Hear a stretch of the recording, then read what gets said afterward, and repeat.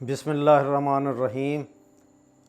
नाज़रीन, health care के सिलसिले में हमने कुछ लेक्चर्स का सिलसिला शुरू किया था और इस सिलसिले में हमने लास्ट टाइम जो टॉपिक चुना था वो था काला मोतिया। आज हम आपको बताएंगे कि काला मोतिया की अक़साम क्या हैं और उसकी अलामत क्या होती है, किस तरह पता चलता है कि काला मोतिया है या नहीं है। तो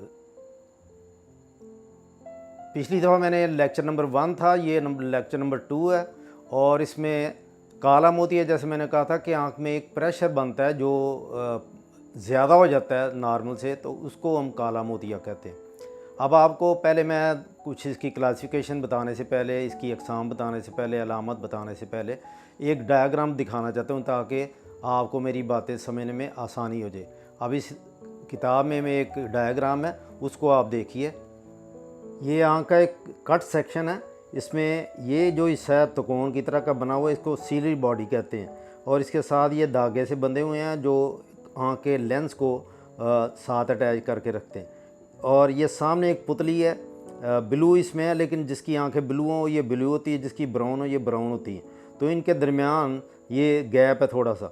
तो यहाँ ये जो सीलरी बॉडी जिसको कहते हैं, यहाँ से एक पानी बनता है, इसके अंदर से सिस्टम कुदरत ने रखा हुआ है। वो पानी सर्कुलेट करके इस तरह आगे को आता है, पुतली के दरमियान और लेंस के दरमियान से होके अगले हिस्से में जाता है। और ये इसका करीना है, जिसे हम कॉर्निया कहते हैं। और इसके कॉर्निया के और ये पुतली के दरमियान ये एक एंगल बन रहा है, ये वाला, दिस वन। ये एंगल जो बन रहा है तो इसको कहते हैं एंटीरियर चैम्बर एंगल। यहाँ पे ये पानी जो इसका नाम है एक्वस ह्यूमर, ये यहाँ जाके तो यहाँ एक कैनाल बनी होती है, छोटा सा सुराख होता है, उसके अंदर चला जाता है, उसको कहते हैं शलम्स कैनाल। तो अंदर जाके जज़ब हो जाता है। और इसका एक बैलेंस कुदरत ने ऐसा रखा हुआ कि जिस तरह पानी बनता है उसी स्पीड से, उसी हिसाब से अंदर आके तो यहाँ पे जज़ब हो जाता है। अगर यहाँ इसकी एब्जॉर्प्शन या जज़ब होने की जो इस्तात वो कम हो जाए तो पीछे तो उतना ही पानी बन रहा है, तो ये नतीजा ये होगा कि इसका प्रेशर बिल्ट अप होना शुरू हो जाता है। तो जिसको हम कहते हैं जी काला मोतिया हो गया। अब ये डायग्राम समझ के, सीलरी बॉडी और उसके बाद एक्वस ह्यूमर, ये सर्कुलेशन आगे की तरफ और इधर जाके एंगल में शलम्स कैनाल में ये जज़ब हो जाना, ये अगर आप थोड़ा सा जहन में रखें तो आपको आसानी हो जाएगी कि काला मोतिया की अक़साम क्या है और किस तरह काला मोतिया बनता है। अब आप आ जाएं दोबारा टॉपिक पे, काला मोतिया की अक़साम कितनी है। काला मोतिया पहले तो आप बचपन से शुरू हो जाए ना, तो पैदाइशी भी किस बच्चों में काला मोतिया होता है और वो पैदाइशी जो काला मोतिया होता है उसका बाद अब पता नहीं चलता, वालिदैन को कई महीने तक नहीं पता चलता कि ये इसको काला मोतिया है क्या। और उसके बाद दूसरी है कि एक्वायर्ड है, जो बड़ी उम्र में काला मोतिया होता है, अमूमन 40 साल के बाद।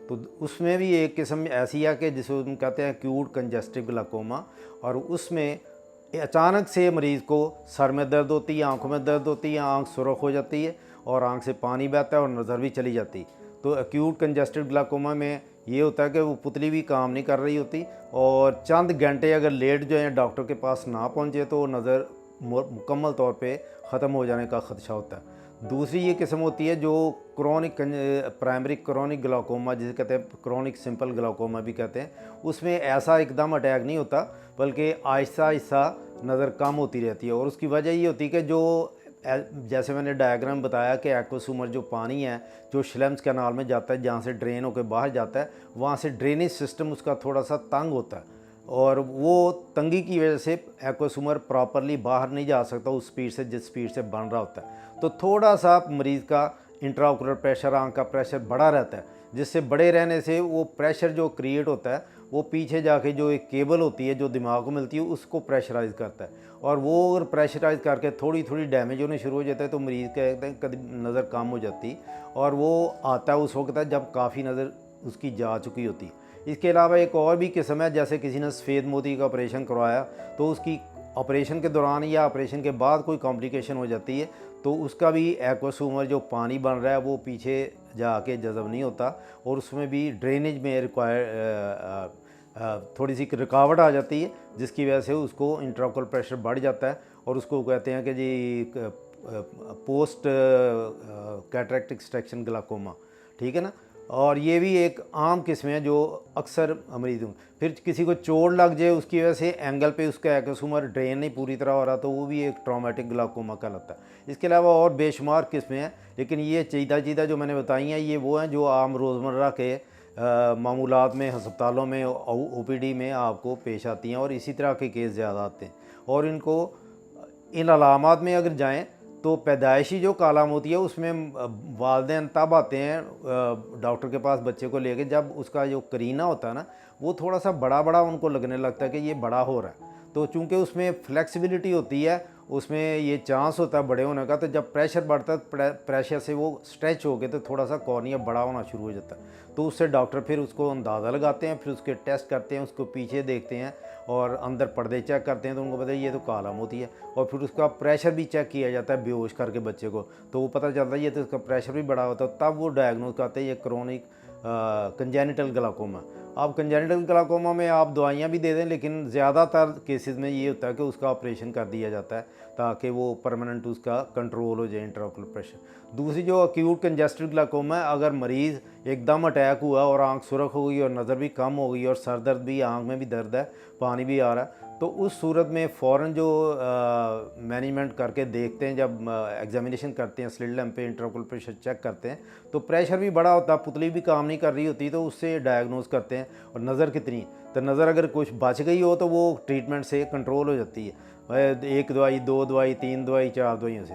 तीसरा जो है प्राइमरी क्रोनिक सिंपल ग्लाकोमा, वो ज़्यादा ख़तरनाक इसलिए कि मरीज़ आता ही उस वक्त है जब काफ़ी नज़र उसकी कम हो चुकी होती है और उसको भी पता चलता है कि भाई वैसे तो हर चीज़ ठीक है लेकिन इंट्राओकुलर थोड़ा बड़ा हुआ है, या बाद ये होता है कि इंट्राओकुलर इतना ज़्यादा नहीं बड़ा हुआ, तो कई डॉक्टर भी धोखा खा जाते हैं। पता तब चलता है जब उसके टेस्ट करवाते हैं, जैसे हम विजुअल फील्ड करवाते हैं तो उससे पता चलता है ये पीछे से डैमेज हुई, या अंदर जो ऑप्टिक डिस्क है उसको कहते हैं केबल आँख की, उसको देखते हैं तो पता होता है ये तो पेल हो चुकी है, इसको डैमेज हो चुकी है। तो फिर हम अंदाज़ा करते हैं प्रेशर भी बढ़ा हुआ है तो इसका मतलब इसको काला मोती है। फिर और भी कोई टेस्ट करवा लेते हैं जिससे कन्फर्म हो जाता है कि ये भी काला मोती है उसको। तो उसके बाद ऑपरेशन के बाद या ऑपरेशन से पहले काला जो सफ़ेद मोतिया का किसी को असेसमेंट नहीं होती, लेकिन ऑपरेशन के बाद उन कॉम्प्लिकेशन हो जाती है तो वो भी काला मोती का अटैक हो जाता है। करना क्या होता है, आपने अल्टीमेटली 2 इसके तरीके हैं इसको हल करने के, काला मोती को कंट्रोल करने के, कि एक तो मेडिकली आप इसको कंट्रोल करें, आइदर 1 दवाई से, 2 दवाई से, 3 दवाई से, 4 दवाई से। अगर ना कंट्रोल हो तो दूसरी ऑप्शन ये होती है कि आप इसका ऑपरेशन कर दें। अब ऑपरेशन में जितनी इसकी ऑप्शंस है वो हम आपको नेक्स्ट लेक्चर में बताएंगे।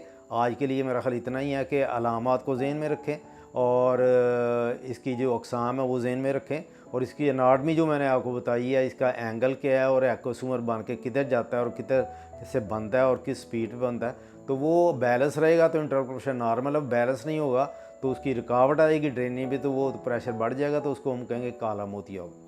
अगर आपको हमारी ये वीडियो अच्छी लगे तो आप सब्सक्राइब भी कर दें और लाइक भी कर दें और कमेंट ज़रूर कीजिएगा। और बल्कि अगर आपके ज़हन में कोई सवाल पैदा होता हो तो वो सवाल भी आप हमसे करें, हम आपको तसल्ली बख्श उसका जवाब भी देंगे। और बहुत जल्द अगर ज़्यादा सवाल आएंगे तो उसका सिलसिला हम अलग से शुरू करेंगे। अल्लाह हाफिज़।